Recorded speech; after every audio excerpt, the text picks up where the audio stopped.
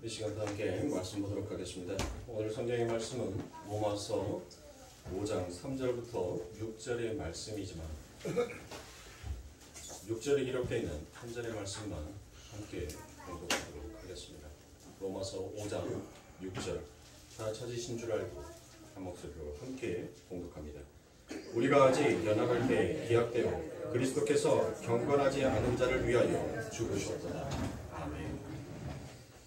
무엇이 진리인가라는 그 두 번째 시간을 우리가 함께 갖고 있습니다. 그래서 지난 시간에 여러분들에게 하나님의 라인과 뱀의 라인이 어떻게 그들이 이 인생을 살아가는지에 대해서 여러분들에게 말씀을 드렸죠. 그래서 하나님의 라인, 즉 예수 그리스도를 자신의 삶의 머리로 두고 사는 자들의 삶은 반드시 무엇을 하게끔 되어 있다? 여호와의 이름을 부르짖게 되어 있더라라고 같이 제가 여러분들에게 말씀을 드렸죠. 그러므로 지난 시간에 함께 여러분들과 본문을 읽으면서 말씀을 나누었던 창세기 4장 24절부터 26절의 말씀을 다시 한번 반복하여 제가 설명을 드리면서 오늘의 말씀으로 쭉 이어가도록 하겠습니다. 창세기 4장 24절부터 26절의 말씀 제가 읽어드리도록 하겠습니다. 가인을 위하여는 벌이 7배일진데 라멕을 위하여는 벌이 77배로다. 자, 제가 이 말씀을 읽어드릴 때 이걸 뭐라고 했어요? 그렇죠. 죄의 점진성을 나타내는 거예요. 죄의 확산성을. 그러니까 죄가 소멸되어 있는 것이 아니라 죄가 뱀의 라인, 하나님을 머리로 살아가는 자들의 삶이 아니라 자신을 인생의 머리로 두고 살아가는 자들의 삶은 결국 그 죄가 작아지는 것이 아니라 그 죄가 거기에서 끝나는 것이 아니라 그 죄가 점점 더 교활하게 더 커져가는 것, 더 확산되어져 가는 것을 그것을 성경은 이미 아버지 하나님께서 이야기를 하여 주고 있는 것입니다. 자, 그래서 25절에 아담이 다시 아내와 동침하매 그가 아들을 낳아 그 이름을 셋이라 하였으니 이는 하나님이 내게 가인이 죽인 아벨 대신에 다른 씨를 주셨다 함이며 라고 되어 있습니다. 자, 여기에서 다른 씨다라고 얘기되어 있죠. 다른 씨. 이 다른 씨가 뭐예요? 그것을 제가 뭐라고 말씀을 드렸죠? 그걸 제라라고 했죠. 제라. 그러면 제라의 뜻이 뭐예요? 제라가 후손이 있단 말이에요. 후손. 그래서 신약에 가면 사도 바울이 그 후손은 단 한 명뿐이다 라고 얘기하죠. 그게 누구예요? 그렇죠.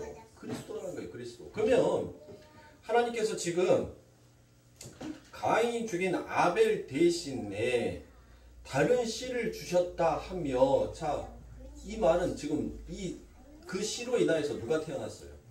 셋이 태어났죠. 셋이 태어났잖아요.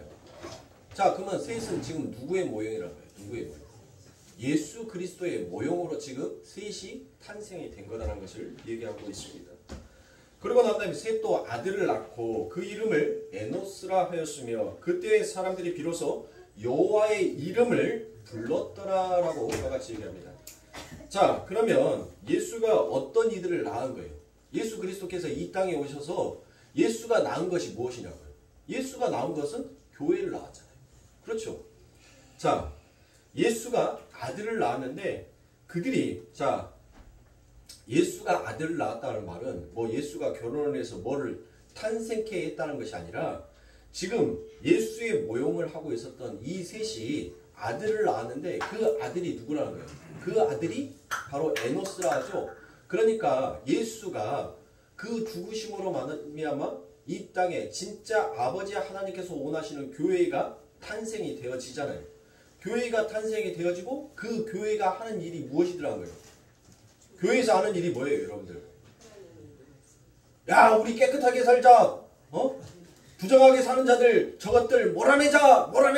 붉은 띠이고 그거 하는 것이 교회의 일입니까?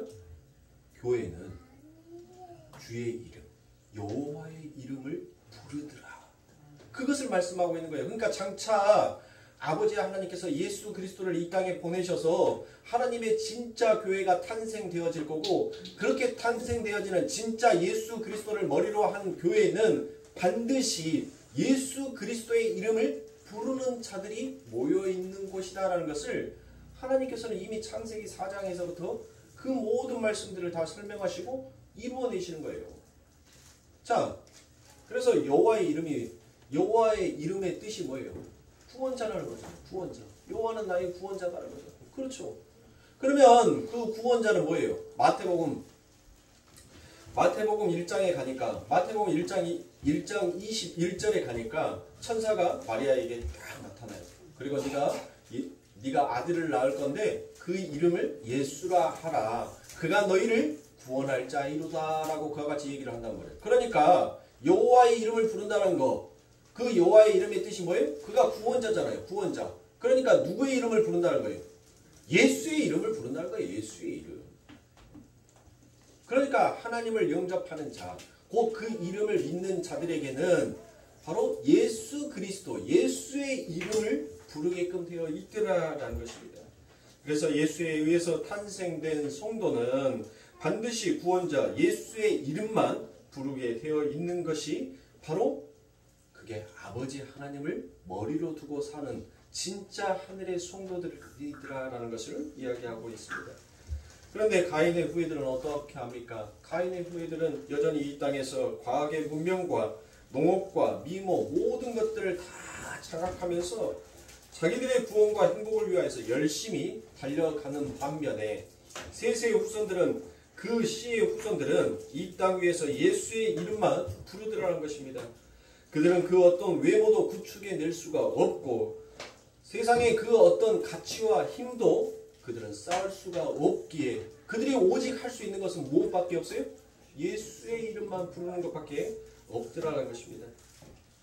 그렇게 에노스 셋의 그 씨의 후손들이 예수의 이름만 부르게 되기 위해서는 이 땅에서 그들이 부정되고 부인되는 과정을 반드시 겪어야 되는 것입니다. 그게 바로 셋의 후손들의 죽음이더라라고 성경은 이야기합니다. 하나님은 그 일을 위해서 셋의 후손들을 가인의 후손들이 만든 문명 속에서 자꾸 밀어내는 거예요. 아웃사이드로 자꾸 계속 밀어내더라는 것입니다. 그래서 낫을 가지고 벼 하나를 베러 가더라도 못했어요. 이 셋의 후손들은 가인의 후손들에게 가서 그 농기구를 빌릴 수밖에 없는 자로 그와 같이 살았더라는 것입니다. 그렇게 예수의 이름을 부르며 사는 자, 그들이 바로 구원을 얻은 자다라고 그와 같이 성경은 이야기합니다. 로마서 10장 13절과 14절의 말씀 보니까 자 13절에 누구든지 주의 이름을 부르는 자는 구원을 얻으리라 라고 그와 같이 사도가 이야기합니다. 자 여러분들 이게 무슨 뜻이에요? 이게 자 누구든지 주의 이름을 부르는 자는 구원을 얻으리라 라는 이 말씀이 있는데 여러분들 머릿속에서 문득 생각나는 게 있죠? 어떤 말씀이 있어요? 누구든지 주여 주여 하는 자마다 다 구원을 받는 것이 아니다라는 말씀이 있잖아요. 그럼 뭐예요? 마태복음 7장에 나와 있는 그 말씀과 지금 로마서 10장에 나와 있는 이 말씀과 아니 예수님의 말씀과 여러분들 지금 바울의 말이 뭐 하는 거예요? 충돌을 일으키고 있잖아요. 그렇죠? 그럼 성경에 여러분들 그와 같이 충돌을 일으킬 수가 있나요? 결코 없잖아요. 아니 예수님의 말 따르고 제자들의 말이 다르면 어떻게 이 성경이 정말 하나님이 주신 책이다라고 그와 같이 말할 수가 있겠습니까? 같다는 거예요. 같다는 거. 그러면 이 사도 바울이 말한 이야기는 무엇이에요? 무엇을 지금 이 사도는 그 안에다가 의도적으로 예수님께서는 분명히 마태복음 7장에서 누구든지 주여 주여 하는 자마다 구원을 얻을 자가 없다라고 말씀하셨는데 이 사도는 지금 무엇인가 그 말씀의 진이 뜻을 알았기에 지금 로마서 10장 13절에서는 구원을 얻으리라라고 그와 같이 얘기를 하고 있더라는 거예요. 즉 그 말은 무슨 뜻입니까? 결국 나의 이름이 아니라 예수의 이름 그 앞에 엎드리는 자가 주의 이름을 부르는 자고 주의 이름을 부르는 자가 결국 구원받은 자다라는 것을 말하는 거예요. 구원받은 자. 보세요 여러분들. 가인과 아벨이 하나님 앞에 제사를 지냈습니다. 가인의 후손들이 하나님을 결코 몰랐을까요? 아벨의 후손들만 여러분들이 하나님의 주의 이름을 알았냐고요? 아니죠. 가인의 후손들 또한 가인 또한 하나님의 이름을 알았어요. 그런데 그 가인에게 있는 하나님은 누구의 하나님이에요? 나의 하나님이에요. 내가 만든 내 형상화 하나님이란 말이에요.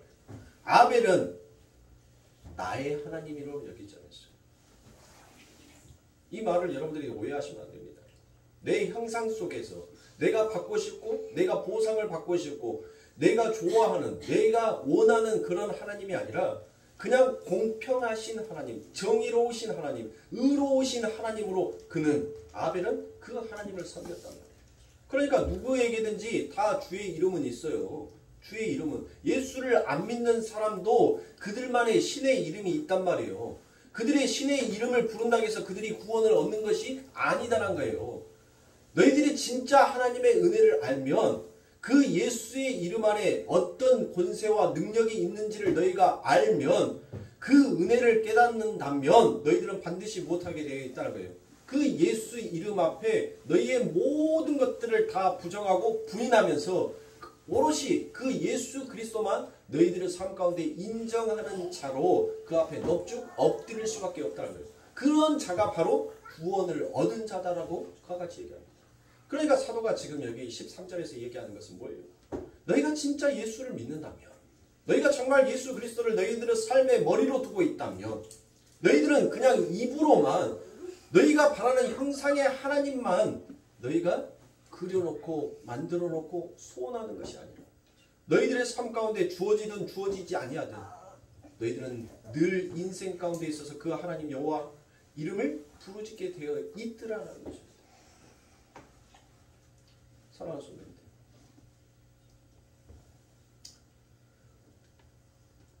우리 아버지 하나님은 살아계신 하나님이시죠. 근데 우리들은 못해요. 그 살아계신 하나님이 전혀 살아계신 하나님처럼 느껴지지 아니할 때가 너무나도 많다. 여러분들 보세요. 낮에 별이 보이나요? 낮에 여러분들 별이 보여요? 낮에는 별이 안 보여요. 우리 눈에 보이지 않는다 해서 여러분들 그 별이 결코 사라진 것은 아니죠. 그 별은 반드시 어둠이 찾아오면, 그 하나님의 때가 찾아오면 그 별의 빛은 반드시 드러나게끔 되어 있어요. 맞지 않습니까? 그런데 우리들은 못합니까? 우리 눈에 보이지 아니한다고 그 하나님을 마치 없고 사라지는 하나님처럼 여길 때가 너무나도 많다는 거예요. 그러나 그 하나님은 낮에도 계시고 밤에도 계시는 하나님이시죠. 여러분들은 이 세상의 자연의 현상들을 통하여서 늘 하나님을 발견할 수 있어야 돼요. 늘 하나님을 볼 수 있어야 됩니다. 밤에 태양이 안 보인다고 해서 여러분들 저 태양이 사라진 것입니까? 그 태양이 없어진 것입니까? 결코 그렇지 않습니다. 태양은 언제나 움직이지 않냐고 항상 그 자리에 그대로 있어요. 우리 하나님도 마찬가지입니다. 움직이는 것은 내가 움직이는 것이지 우리 하나님은 결코 변개하지 않냐고 움직이지도 미동치도 아니하신 그 하나님은 여전히 내 삶 가운데 늘 내 중심에 바로 서 있더라는 것이에요. 그런데 우리들만 변하지 않습니까? 우리들만 바뀌잖아요. 밤에 해가 없다라고, 밤에 태양이 보이지 아니한다고 그 태양이 사라졌다라고 말하는 어리석음을 범하고, 낮에 하늘에 별이 보이지 아니한다고 저 별은 사라지고 없다라고 말하는 그와 같은 우매함을 우리의 삶, 우리의 인생에서 늘 갖고 있더라는 것이, 그게 문제인 것입니다. 내 삶의 중심에 하나님은 영원히 변하지 아니하여요. 여호와 아버지 하나님을 내 머리로 두고 사는 자들은 낮에든 밤이든 오직 주님 생각으로 살아가더라는 것이에요. 낮에나 밤에나 오직 주님 생각, 그 생각으로 살아가는 자가 바로 하나님의 라인에 서 있는 자들이고, 그게 진짜 하나님의 성도들이며, 그 자들이 바로 예수의 이름을 부르면서 이 땅을 걸어가기에 그들이 하나님으로부터 구원의 은혜를 받은 자다라고 말할 수 있는 것입니다. 그러므로 저와 여러분들이 오늘 이 말씀들을 통하여서 여러분들의 삶의 중심에 낮에나 밤에나 늘 주님 생각으로 살아가는 우리 성도님들이 되시길 축원합니다. 그렇게 구원받은 자들은 반드시 예수의 이름, 주의 이름을 부른다라는 그와 같은 뜻에서 사도 바울은 로마서 10장 13절의 말씀을 그와 같이 기록합니다. 그런데 14절에 그런즉 저희가 믿지 아니하는 일을 어찌 부르리오라고 이와 같이 얘기합니다. 그러니까 결국 우리가 예수의 이름을 부르게 되는 것은 무엇이 가입이 되었다는 거예요? 무엇이 개입을 했다는 거예요? 그 믿음이 우리들의 삶 가운데 우리들을 장악해버리고 우리들에게 개입하게 함으로 인하여서 우리가 예수 그리스도가 누구인지를 알고 그분이 나의 머리가 되어야 한다는 것을 우리가 깨닫고 알게 되니까 진짜 그때부터 하나님의 이름을 부르게 되더란 것이에요. 그러면 그 전에는 여러분들 어땠어요? 그 전에는 나의 힘으로 내가 스스로 하나님의 이름을 불렀던 자입니까? 성경은 결코 아니다라고 해요. 결코. 너희들은 나의 이름을 부르지 아니하였던 자이고 나를 찾지도 아니하였던 자다라고 성경은 이야기한다. 그 중에 대표적으로 기록되어 있는 말씀이 바로 이사야서의 말씀입니다. 이사야서 64장 6절부터 7절의 말씀에 보니 대저 우리는 다 부정한 자 같아서 우리의 의는 다 더러운 옷 같으며 라고 되어 있죠. 자, 이 더러운 옷 같다라는 것이 바로 무엇이냐면 바로 NIV 성경책에 보니까 바로 filthy rags라고 합니다. 그게 무엇이냐면 더러운 누더기라고 되어 있어요. 그러니까 그 말을 더욱더 쉽게 말하면 너희들은 더러운 걸레다는 거예요. 그 더러운 걸레, 구멍이 뻥뻥뻥뻥 나져 있는 여러분들 걸레를 하도 빨면 여러분들 걸레가 어떻게 된 줄 아세요? 걸레를 그대로 방바닥을 안 닦고 그 걸레를 그대로 놔두면 걸레가 수건의 그 모습 그대로 남아있어요. 면들이 촘촘하니. 근데 걸레를 자꾸 이렇게 빨다 보면 여러분들 행주도 자꾸 빨다 보면 어때요? 이게 천이 삭아가지고 구멍이 뽕뽕뽕뽕 난단 말이에요. 그렇죠? 그러니까 그것으로 만든 너희들의 옷을 입고 있는 자다라는 것이에요. 그러면서 우리는 다 세피함이 잎사귀 같음으로, 자, 잎사귀라는 것은 여기에서 무엇을 얘기하는 거예요? 지금 이사야가 여기에서 잎사귀를 얘기하잖아요. 이 잎사귀가 뭐예요? 바로 아담과 하하가 하나님 앞에 죄를 범함으로 인하여서 그들이 무엇으로 그들의 부끄러움을 감추려 했다고요? 그렇죠. 무화과 잎으로 그들의 부끄러움을 감추려고 했잖아요. 그들의 부끄러움을 가리었단 말이에요.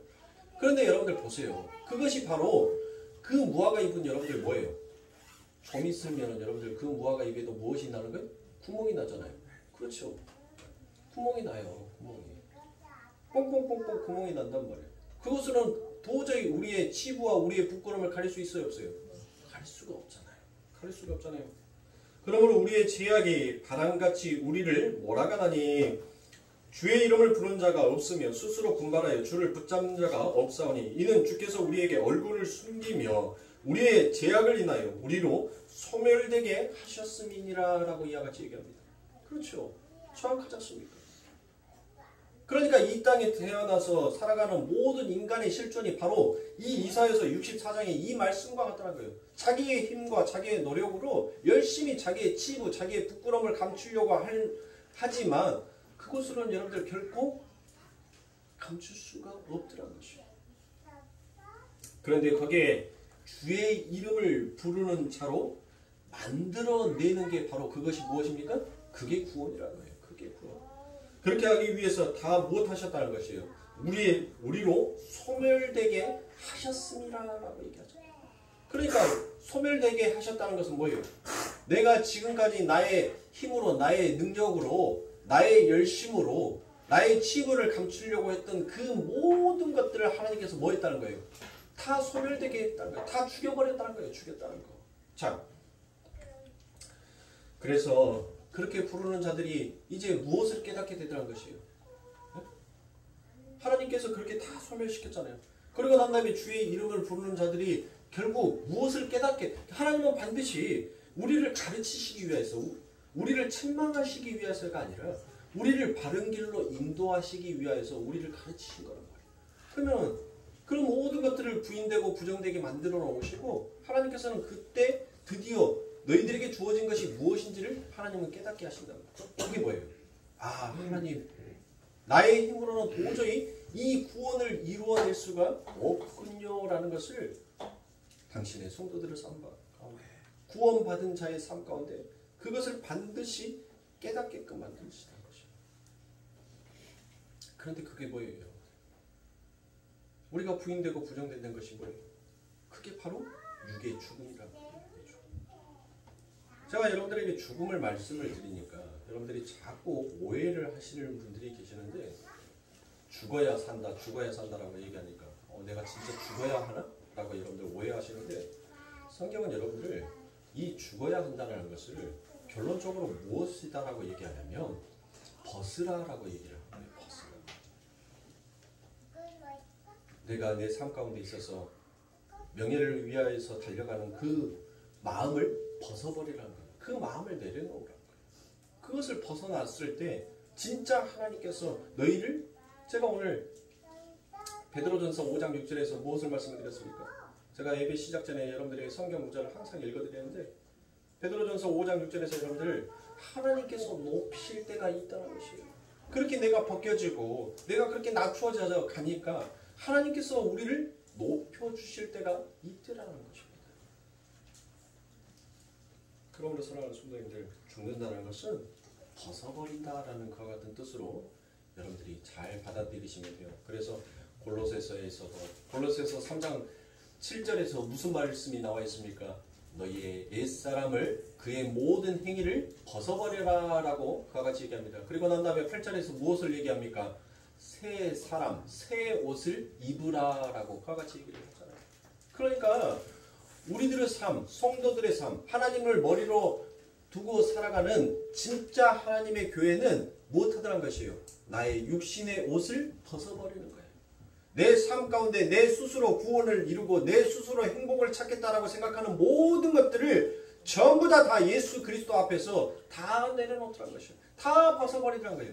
이 세상의 가치, 이 세상의 힘이다라고 여겼던 그 모든 옷을 벗고 나니까 드디어 무엇하더라는 거예요? 하나님께서 거기에 새 옷을 입혀주는 거예요. 그것이 바로 구원인 거예요. 그게 바로 은혜인 거예요. 하나님께서는 반드시 우리를 무엇하시겠다는 거예요? 내가 너희들의 그 옛 사람의 옷을 벗겨버리고 반드시 내가 마련해 그 예수의 옷, 의의 옷, 흰 옷을 너희들의 삶 가운데 입힐 것이라는 것이 그게 하나님의 구원이요, 언약이요, 약속인 것입니다.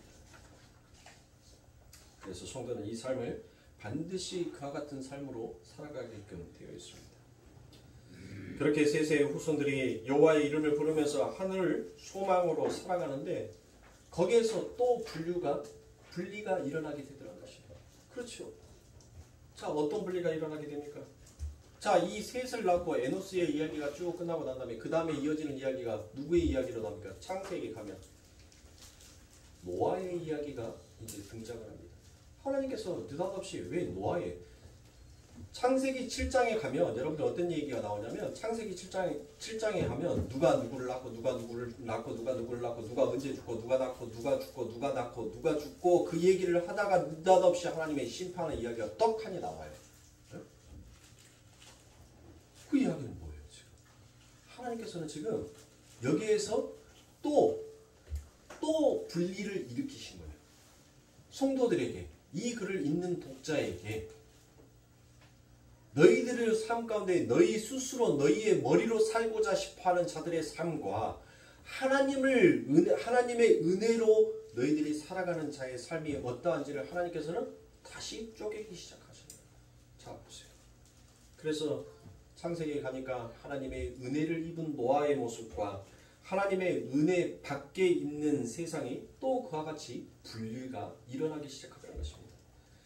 세상은 홍수로 인하여 다 쓸어버릴 때까지도 그들은 무엇했습니까? 먹고 마시고 시집가고 장가 갔는데 그런 세상 가운데 오직 하나님의 이름을 부르는 자, 하나님의 의를 입은 자, 그 자들은 무엇을 전파하더란 거예요? 이 세상 가운데 전부 다 이 세상 가운데 자기들의 힘으로 자기들의 가치와 자기들의 행복을 추구하기 위해서 열심히 달리고 있는 그 세상 가운데 무엇을 하는 거예요? 하나님의 은혜를 입은 자들이 야, 너희 그렇게 달려가면 죽어. 그러니까 어서 브레이크를 밟아라고 얘기를 한단 말이에요. 그러니까 노아가 결국 그 세상 가운데 전파한 것이 뭐였어요? 의를 전파했다라고 얘기를 하잖아요. 그렇죠. 노아가 전파한 것이 바로 뭐였어요? 의였단 말이에요. 의. 그래서 베드로전서에서 베드로가 무엇을 얘기하냐면 노아는 의를 전하였다라고 얘기해요. 그러면 우리가 로마서를 말씀을 함께 여러분들과 은혜를 나누고 있으니 그 의는 무엇이다라고 해요? 의는 바로 하나님의 의다라고 얘기하잖아요. 하나님의 의를 그 세상 가운데 전파하더란 것이에요. 그런데 세상은 못하네요. 야, 너희들 빨리 이 방주 안으로 들어와. 이 배를 타야지만이 너희들을 살 수 있어라고 얘기를 하는데 세상은 오히려 그와 같은 말을 하는 노아에게 무엇을 얘기합니까? 야, 우리가 왜 죽어? 우리 열심히 살아가고 있어. 우리 착하게 우리 제사도 지내고 율법도 지키고 정말 착하고 윤리적이고 도덕적으로 잘 살아가고 세상의 흐름에 역으로 흘러가지 않냐고 세상에 반역하지 않냐고 세상에 만들어놓은 그 질서의 틀대로 잘 살아가고 있는데 우리가 왜 죽어? 라고 얘기하는 거예요. 그런데 노아가 또 무엇을 얘기하는 거예요? 아니다. 너희들 도덕과 윤리를 지키고 너희들이 아무리 깨끗하게 산다 하더라도 너희는 이 배를 타지 않으면 너희는 죽을 수밖에 없다. 그러니까 어서 이 배에 타거라라고 얘기합니다. 그런 노아를 세상은 못합니까? 그런 노아에게 세상은 모욕과 조롱을 합니다. 그에게 침을 뱉고 그는 미친 자다라고 손가락질을 한 것이죠. 그런데 여러분들 보세요. 노아가 하나님의 은혜를 입었잖아요. 하나님의 은혜를 입었으면 어때요? 또 우리의 여기에서 우리의 가치관과 우리의 생각, 우리의 지혜라는 그 어리석음이 이 안에 또 드러나기 시작하죠. 어떤 겁니까? 하나님의 은혜를 입었으니까 하나님께서 그 노아가 방주를 지을 때 하나님께서 그 방주를 한순간에 뚝딱 지을 수 있도록 천군 천사를 그 노아에게 파송을 시켜준다든지 아니면 하나님께서 출애굽에 그 하늘의 만나를 내려줬던 것처럼 이 노아의 삶 가운데 하늘에서 뚝뚝뚝뚝 그와 같은 양식들을 하나님께서 떨어뜨려 준다든지. 근데 노아의 그 수고와 노고는 하나님께서 하나도 감행해 준 것이 없어요. 오히려 노아는 무엇했습니까? 세상 가운데 더 열심히 살았어요. 하나님의 말씀을 지키기 위해서.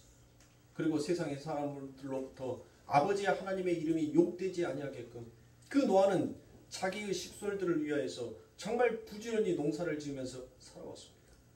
그리고 또한 그 농사를 지으면서 하나님께서 말씀하셨던 그 방주 안에 들어갈 짐승들이 먹어야 할 그 음식까지 전부 다 노아는 열심히 준비를 했어요. 그리고 산꼭대기에 아버지 하나님께서 말씀하여 주신 그 하늘의 지혜와 총명으로 하나님이 원하시는 그와 같은 방주를 만들어 놓게 되더라는 것입니다. 보세요.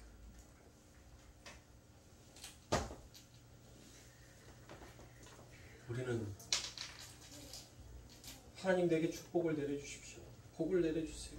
하나님이 진짜 살아계시는 하나님이고 하나님이 나를 향하여서 하나님의 뜻을 펼치시고 싶다면 하나님이 진짜 일하시는 하나님의 표적을 보여주시옵소서라는 그와 같은 생각들을 얼마나 많이 합니다. 그러나 하나님께서는 우리의 기도와 우리의 뜻과 우리의 생각으로는 하나님은 움직이시는 하나님이 아니라고 당신이 계획하시고 당신이 생각하신 그 길로 우리를 인도하시는 하나님이다라는 것을 하나님께서는 우리들의 삶 가운데 절대 우리들의 삶 가운데 굽히지 아니하시고 그 모든 일들을 행하여 나가시는 것입니다. 그런데 진짜 하나님의 은혜를 입은 이 노아가 진짜 그 마음속에 아버지 하나님께서 그 삶을 개입하는 노아가 하나님 앞에 무엇을 합니까? 왜 하나님 아니 좀 배를 지으라면 바닷가 좀 저 밑에 가가지고 배를 좀 짓게 한다든지 이 산 꼭대기에 이 나무 하나 패가지고 하나님 이거 지고 올라가려면 얼마나 힘든데 이것을 산 꼭대기에 올려놓으라 하고 또 저 밑에 내려가서 하나님 또 농사도 지어서 식솔들을 먹여야 하고 또 음식을 하나님 준비해서 저 배에다 차곡차곡 재야 하니 하나님 내가 쉴 틈이 없이 하나님은 얼마나 이 고단한 인생의 삶을 삽니까? 라고 노아는 그와 같이 말하지 않았다. 120년이라는 그 세월 동안 그 노아는 묵묵부답 하나님이 주신 그 말씀에 의해서 순종하면서 살아갑니다. 그렇다면 그 노아의 이야기가 어떻게 시작되었는지 여러분들은 아셔야 합니다. 노아는 지금 세상과 비교했을 때 세상으로부터 맞아 죽는 자의 모습과 같았습니다. 뭐 하나 이 세상의 가치관으로 봤을 때 내놓을 만한 것들이 없었어요. 자, 창세기 6장 1절부터 7절의 말씀을 봅니다. 창세기 6장 1절에 보니 사람이라고 같이 얘기합니다. 자, 여기에서 무엇으로 또 시작이 돼요? 사람이다라고 시작이 되죠. 그러면 사람이라고 시작되는 부분이 어디였어요? 창세기 1장에 가니까 거기에서 무엇으로 시작이 돼? 사람이라고 시작이 되고 창세기 2장에 가면 무엇이 나와요? 남자와 여자의 분리가 거기에서부터 일어나게 되죠. 자, 그런데 여기에서도 사람이라고 그와 같이 시작을 합니다. 자, 땅 위에 번성하기 시작할 때 그들에게서 딸이 나니라고 되어 있죠. 자, 그러니까 남자와 여자가 분리가 되는데 이제 여자가 무엇을 생산해내는 거예요? 여자가 딸을 만들어내더란 거예요. 그러니까 아담과 하의 이 죄악으로 말미암아서 이제 하나님과 분리가 일어났잖아요. 하나님의 영이 그들과 함께 하지 아니하고 떠나버리시잖아요. 떠나잖아요. 근데 드디어 그 남자로 인하여서 여자는 처음부터 없음이었어요. 없음. 이미 여자는 사람이었다는 것은 그 남자 안에 여자가 둘이 한 몸 연합되어 있는 상태로 있었는데 드디어 그 여자의 모습이 어떠한지를 그 남자의 뼈와 살을 척출해 감으로 인해서 여자가 만들어지잖아요. 그런데 그렇게 여자가 만들어졌는데 드디어 이 여자가 하나님과 연합하는 그와 같은 여자가 아니라 이 여자가 죄로 인하여서 무엇을 하더란 거예요. 거기에서 세상의 것을 낳아버리더란 것이에요. 그러면 여자가 세상의 것을 낳은 것이 뭐예요? 그게 가인의 후손들이 낳은 게 뭐라 했어요? 그게 과학과 문명과 여러분들 모든 미모와 이 세상의 모든 것들을 장악하는 것이 여자가 낳은 거란 말이에요. 여자가 낳은 거. 하나님이 낳은 것이 아니라 여자가 낳은 거예요. 여자가. 진짜 하나님의 교회는 무엇만 하더라는 거예요. 제가 전장에 뭔 말을 했어요. 하나님의 교회는 무엇만 부르더라? 여호와의 이름, 예수의 이름만 부르더란 거예요. 예수와 늘 연합하기를 원하는 것이 그게 진짜 교회고 그게 진짜 하늘의 신부이며 그게 하늘의 여자라는 거예요. 그런데 창세기 6장에 와서 드디어 여자가 창조주가 되어버린다는 거예요. 여자가 무엇을 낳기 시작할 때부터 여기에서부터 뭐가 시작이 되냐면 그 죄가 출발하기 시작하더라는 것입니다. 그래서 2절에서 하나님의 아들들이 사람의 딸들의 아름다움을 보고 자기들이 좋아하는 모든 자로 아내를 삼는지라. 여호와께서 가라사대 나의 신이 영원히 사람과 함께하지 아니하리니 이는 그들의 육체가 됨이라. 그러나 그들의 날은 120년이 되리라 하시니라. 자, 남자와 여자가 갈리고 나서 여자에 의해 또다시 무엇이 일어나요? 남자가 죄인으로 떨어지게 되는 그와 같은 일이 다시 일어나게 되죠. 그렇게 될 때 그때 뭘 하더란 거예요? 하나님의 혼이 떠났다라고 그와 같이 얘기합니다. 비슷한 상황이 또 일어나고 있습니다. 하나님의 신이 또 떠나가더란 것입니다. 그래서 4절에 당시의 땅에 네피림이 있었고 그 후에도 하나님의 아들들이 사람의 딸들을 취하여 자식을 낳았으니 그들이 용사라 고대의 유명한 사람이더라. 여호와께서 사람의 죄악이 세상에 관영함과 그 마음의 생각은 모든 계획이 항상 악할 뿐임을 보시고 땅 위에 사람 지으셨음을 한탄하사 마음에 근심하시고 가라사대 나의 창조한 사람을 내가 지면에서 쓸어버리되 사람으로부터 육축과 기는 것과 공중의 새까지 그리하리니 이는 내가 그것을 지었음을 한탄함이라 하시니라 라고 그와 같이 얘기합니다. 보세요 여러분. 하나님께서 무엇 하신다고요?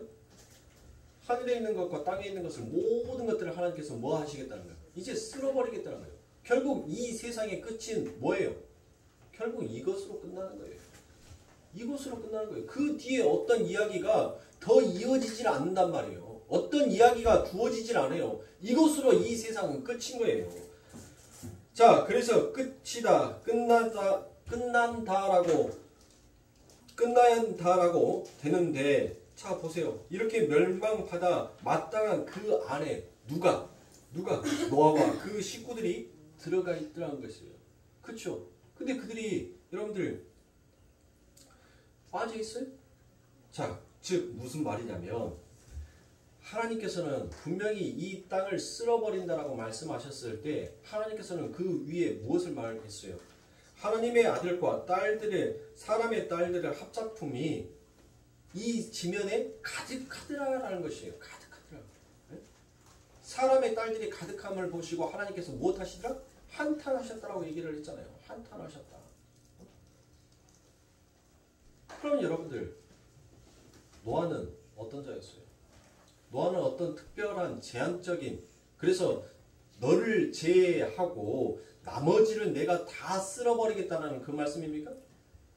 노아도 똑같이 여기 안에 포함되어 있어요. 하나님의 아들과 사람의 딸의 합작품으로 태어난 것이 그게 바로 누구예요? 그게 노아 아닙니까? 노아도 그러면은 하나님께서 그냥 이 세상을 끝낸다, 죽인다 했었을 때 어떤 제한적인 사람들만 살려놓고 나머지는 싹 쓸어버린다가 아니에요. 다 죽인다예요. 다. 그 안에 누구도 포함되어 있는 거예요.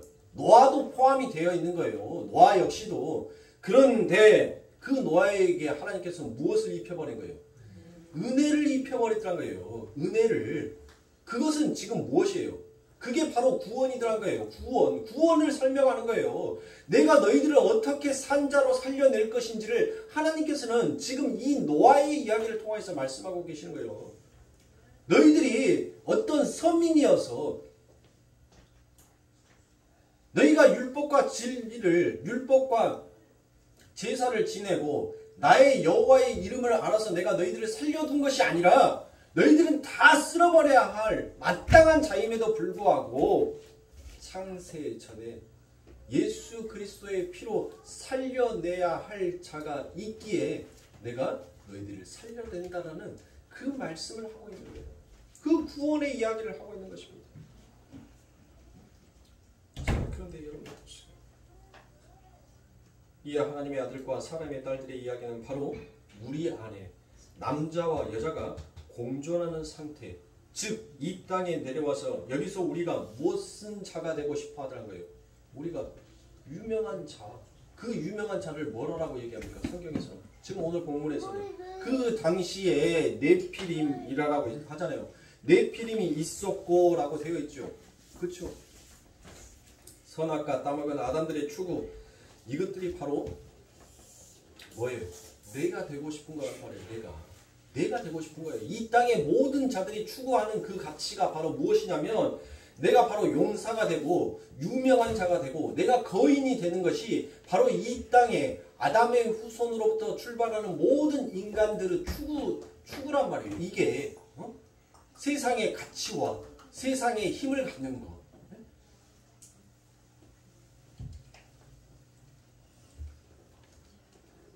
그렇게 하나님의 아들과 사람의 딸들이 이 땅에 나와서 낳은 것이 다 그와 같은 것이고 우리가 낳은 것이 바로 지금 그와 같은 것이다라는 것을 성경을 얘기합니다.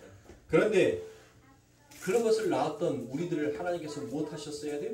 쓸어버리셨음에도 불구하고 그 상태에서 우리를 살려내실 방법을 하나님께서는 주시더란 것이에요. 그것이 바로 무엇입니까? 그게 어디 안에 노아의 식구들이 어디 안에 들어가서 살았다고요? 방주 안에 들어가서 살았다는 거죠. 그러니까 너희들이 이 땅에서 내가 전부 다 쓸어버려야 마땅한데 너희가 그 은혜 안에 들어오면 뭐 하겠다는 거예요? 내가 너희를 살려주겠다는 거예요. 그리고 내가 반드시 너희들을 이 은혜 안으로 들어오게끔 만들겠다는 하나님의 굳은 의지도 이 안에 함께 담겨져 있는 것입니다. 그런데 노아는 어떻게 구원을 받았는가 하면 자기가 뭘 해서가 아니라 방주 안에 들어가서 그 방주 안에 예수 안에 들어가서 그 예수를 믿음으로 인하여서 그 노아가 산자다라고 같이 얘기합니다. 즉 이처럼 세상과 하나님의 아들들과는 정확한 분리가 일어나게끔 되어 있다는 것입니다. 그런데 여러분들 제가 방금 읽어드렸던 창세기 6장 1절부터 7절의 말씀 중에 보니까 여러분들 어때요? 이 개혁성경, 개혁 한글 성경에서 보니까 그 땅에 네피림이 있었는데 하나님의 아들들이 사람들의 딸들과 결혼을 해서 마치 네피림을 낳은 것처럼 그와 같이 그려져 있죠. 여러분들 다시 자세히 한번 읽어보세요. 집에 가셔서. 자세히 읽어보면 마치 하나님의 아들들이 세상의 딸들과 결혼을 해서 그래서 낳은 자가 바로 네피림인 것처럼 여러분들 성경은 그와 같이 기록을 하고 있단 말이에요. 그런데 히브리 원어에 보면 전혀 그와 같은 것이 아니더란 것입니다. 이 땅에 네피림이 있었는데 하나님의 아들들이 사람들의 딸들 즉 히브리 원어로 보면 네피림과 사람들의 딸은 동격으로 쓰여 있습니다. 동격으로.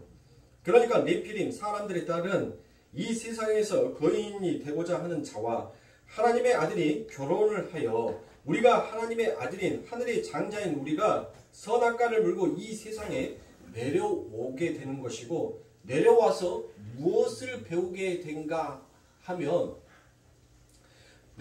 나에게 있어서는 저 방주가 아니면 나는 죽는 자이구나라는 것을, 그것을 깨닫게 하기 위해서 하나님께서는 이 세상에 내려보낸다는 거예요. 그러니까 결국 뭐예요? 내 안에 두 마음이 있다는 거예요. 내 안에 두 마음. 자, 그런데 그 과정 속에서 세상은 자기가 하고 싶은 거 다 하고 힘도 과시하고 하는데, 우리는 그 예수를 위해서 뭔가를 하는 자로 살게 되더란 것입니다. 그리고 결국 그 배로 못하게 되더란 거예요. 쏙 들어가요. 쏙. 그러니까 여러분들 보세요.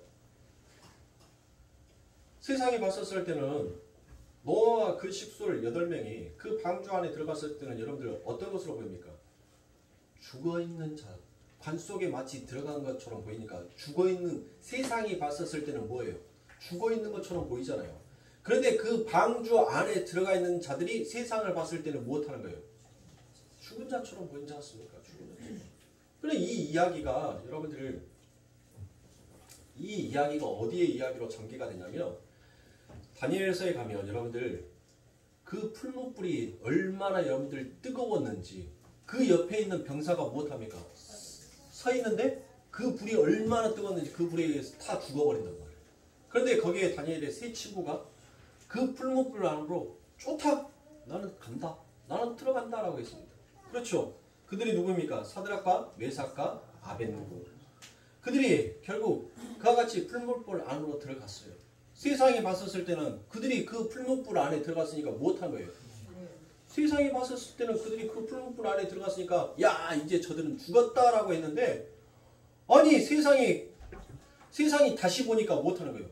아니 분명히 세 명이 들어갔는데 거기에 누가 더 있어요? 사람 한 명이 더 있단 말이에요. 한 명이. 즉 이 다니엘의 세 친구가 어디로 들어가는 거예요? 어디로?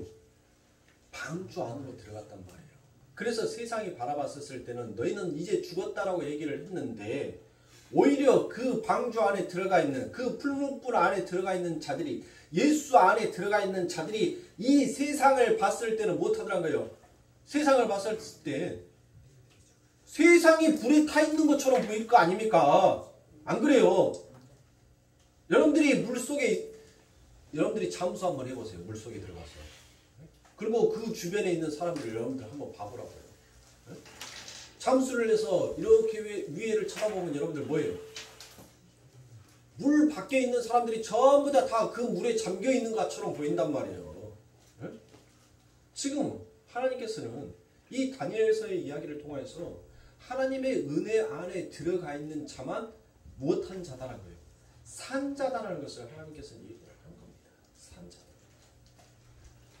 자, 갈라디아서 6장 14절의 말씀해 보니, 그러나 내게는 우리 주 예수 그리스도의 십자가 외에 결코 자랑할 것이 없으니 그리스도로 말미암아 세상이 나를 대하여 십자가에 못 박히고 내가 또한 세상을 대하여 그리하리라라고 이와 같이 얘기합니다. 제가 자주 여러분들에게 말씀드렸던 말이죠. 뭐라는 거예요, 이 이야기가? 아니 세상이 봤을 때는 못하는 거예요. 내가 십자가에 달렸으니까 세상이 봤을 때는 너 이제 죽었다라고 했는데, 내가 그 십자가 위에서 그 밑을 보니까 뭐 하는 거예요? 너희들이 죽은 자다라고 이야기를 하는 거예요. 서로가 그러니까 서로가 뭐 하는 거예요? 서로가 죽었다라고 얘기하는데, 진짜 죽은 자가 누구인지를 성경은 우리들에게 하나님의 은혜로 그 예수의 이름을 부르니까 이제 그게 보여지게 되더라는 것입니다. 그걸 보더라는 것입니다. 또 베드로전서 3장 20절부터 21절입니다. 그들은 전에 노아의 날 방주 예비할 동안 하나님이 오래 참고 기다리실 때에 순종치 아니하던 자들이라. 방주에서 물로 말미암아 구원을 얻을 자가 몇 명뿐이니 겨우 8명이라. 물은 예수 그리스도의 부활이심으로 말미암아 이제 너희를 구원하는 편이 곧 세례라. 육체의 더러운 것을 제하여 버림이 아니요 오직 선한 양심이 하나님을 향하여 찾는 것이니라 라고 이와 같이 얘기합니다. 자 보세요. 20절에 보니까 무엇으로 얘기해서 너희들이 구원을 받더라고 얘기합니까? 물로 말미암아 구원을 받았다라고 그와 같이 얘기를 한다고 해요. 이건 물로부터 구원을 받았다가 아니라 물에 의해 구원을 받았다는 그와 같은 뜻입니다. 그러면 여러분들 그 물이 뭐냐고요? 물. 아니 노아의 방주 시대에는 여러분들 사람을 뭘로 썰어버렸어요? 물로 썰어버렸잖아요. 물로. 아니 근데 여기 신약에 와서는 베드로는 무엇이다라고 얘기해요? 너희가 물로부터 구원을 받았다라고 얘기를 하잖아요. 물에 의해 구원을 받았다라고 얘기를 한단 말이에요.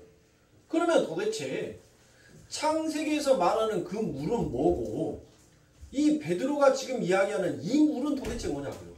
그래서 21절에 보니까 이 베드로가 그 물은 곧 뭐다라고 얘기해요. 그 물은 곧 세례다라고 이야기하잖아요. 세례. 그렇죠. 그러면 여러분들 그 세례는 뭐예요? 뭐가 세례인 거예요? 네? 단순히 여러분들 단순히 물에 적셔가지고 물 속에 침내에는 세례를 주면 강가에 데리고 가서 사람을 푹 물에 담갔다가 다시 빼요. 우리도 그렇게 할 수는 하고 싶은데 여건이 안 맞아서 그렇게는 못하고. 그럼 세례가 뭐냐? 물로 주는 세례는 여러분들 다 할 수 있다라고 얘기하잖아요. 그런데 내가 주는 세례는 결코 이 세상의 세례와 다르다라고 예수 그리스도는 분명히 말씀하셨다. 그러면 뭔가 차이가 있을 거 아닙니까? 사람이 주는 세례와 내가 주는 세례는 다르다라고 예수님께서 말씀하셨습니다.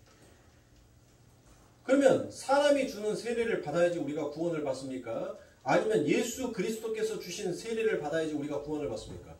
당연히 예수 그리스도께서 주신 세례를 받아야지 우리가 구원을 받을 거 아닙니까? 그렇죠? 그러면 그 세례는 뭐냐고요? 자, 예수님께서 그 세례가 무엇인지를 이와 같이 말씀하십니다. 마가복음 10장 38절의 말씀에 보니 예수께서 가라사대 너희 구원하는 것을 너희가 알지 못하는도다. 너희가 나의 마시는 잔을 마시며 나의 받은 세례를 받을 수 있느냐라고 그와 같이 얘기합니다. 자, 그러면 우리 예수님께서 말씀하신 이 세례는 뭐예요? 십자가를 이야기합니다. 십자가. 예수님께서 가신 이 길을 너희들이 과연 갈 수 있느냐라고 묻고 있지 않습니까? 그러니까 십자가를 얘기하는 거예요. 그러니까 물이 방주를 때려 죽이고 방주 안에 들어있는 내가 사는 것이 바로 십자가라는 것이에요.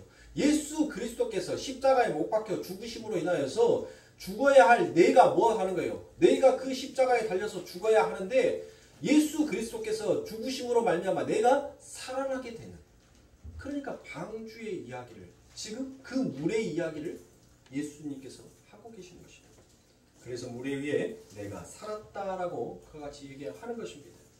그런데 그 물을 뭐라 하냐면 육체의 더러움을 제하여 버리는 것이 아니다라고 얘기를 하죠. 즉 이 말은 뭐예요? 너희들이 아무리 선한 일을 하고 너희들이 아무리 너희 스스로 착하고 윤리적이고 도덕적으로 그렇게 산다 하더라도 그것으로 너희들의 더러움을 벗을 수 있는 것이 아니다라고 얘기해요. 그러면서 그 뒤에 이 베드로가 무엇을 얘기합니까? 바로 너희의 그 더러움을 벗을 수 있는 것은 바로 선한 양심이다라고 얘기를 해요. 선한 양심. 그러면 선한 양심을 뭐라고 해요? 우리가 히브리어로 그거를 토부라고 하죠. 토부. 양심. 토부. 그러면 그 선한 양심은 여러분들 뭐냐고요? 하나님께서 우리에게 원하는 선한 양심. 율법 지키는 것이 선한 양심이? 나는 유대주의야. 나는 율법주의야. 그렇게 살아가는 것이 여러분들 하나님께서 우리들에게 바라는 선한 양심일까요? 그러면 어떤 것을 하나님께서 우리들에게 바라실까요? 하나님께서 진짜 원하시는 것. 그것은 바로 다른 거 없어요. 오직 하나님만 바라보는 것. 오직 하나님만 의지하는 것. 오직 하나님의 이름을 부르는 것. 그것이 바로 하나님께서는 너희의 선한 양심이다라고 그와 같이 말씀하시는 거예요. 그런데 오늘날 이 율법주의와 인본주의자들은 무엇을 원하더란 것이에요?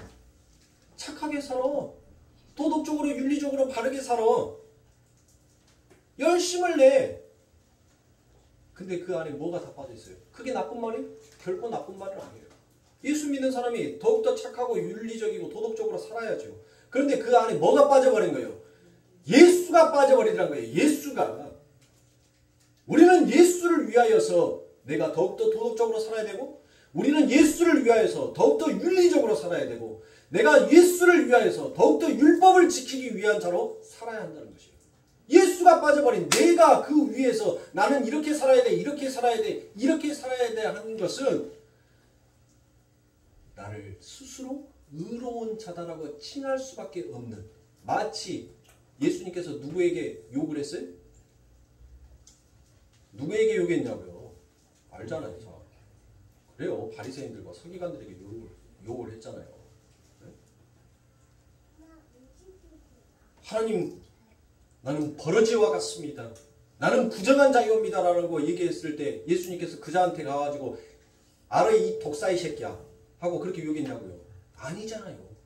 자기가 더러운 것이 무엇이고 자기가 부정한 것이 무엇인지를 그 예수 그리스도 앞에 전부 다 실토하고 토해내 배설물처럼 다 토해냈었을 때 그때 누가 예수님께서 그 입을 닦아주시던 거예요? 아니다. 너는 내 앞에서 그 더러운 것을 다 토해놨으니 이제 너는 깨끗한 자이다. 너는 의로운 자다라고 예수님께서 오히려 그를 위로하여 주시고 그에게 더욱더 큰 소망을 주시더란 것입니다. 그런데 바리새인들은 못했어요. 내가 그 내가를 외치면서 열심히 그 하나님의 이름을 거짓되이 부르면서 살아왔단 말이죠. 내가 이렇게 하는 것이 하나님께 영광을 할 것이다. 내가 이렇게 사는 것이 하나님의 이름을 돋보이게 할 것이다. 내가 이렇게 사는 것이 하나님의 이름을 온 세상에 전파하는 길이다라는 그와 같은 자신의 의로 살아왔단 말이에요. 그런 자들에게는 하나님께서는 가차없이 욕을 합니다. 난 너 몰라.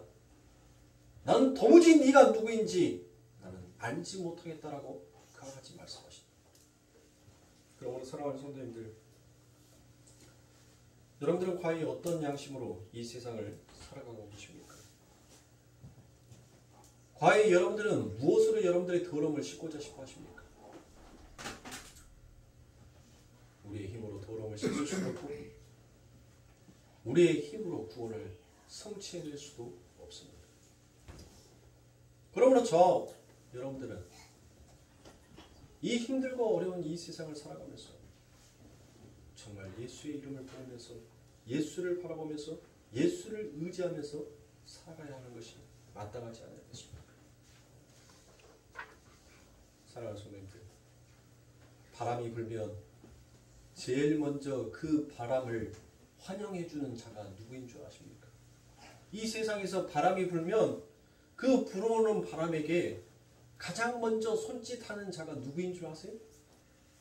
하나님께서 창조하신 나뭇잎이 그 불어오는 바람을 가장 먼저 맞이하면서 안녕하고 손짓을 해주더라는 것입니다. 여러분들에게 불어오는 그 성령의 바람을 여러분들은 진짜 하나님의 자녀라면 여러분들에게 닥쳐오는 그 성령의 바람에 여러분들은 할렐루야 안녕하고 인사할 수 있어야 되지 않겠습니까? 그게 진짜 하늘의 성도라고 말할 수 있을 거 아닙니까? 진짜 그 자들이 하나님을 머리로 자신의 삶의 머리로 두고 살아가는 자다라고 말하지 아니할 수 있겠습니까? 그러므로 사랑하는 성도님들, 더욱더 예수를 의지하십시오. 여러분들의 지혜와 총명으로 예수를 알아가려고 하지 마시고 그 하늘의 지혜와 총명이신 예수 그리스도를 여러분들이 더욱더 얻기 위하여서 공부부터 하시라는 겁니다. 그러면 우리 아버지 하나님께서 더욱더 여러분들에게 그 소망의 날을 더하여 주시지 않겠습니까? 그러므로 사랑하는 성도님들, 그런 마음, 그런 열심으로 더욱더 예수를 알기를 힘쓰시는 우리 거룩교회 성도님들이 되시길 주님의 이름으로 축원합니다. 기도하겠습니다.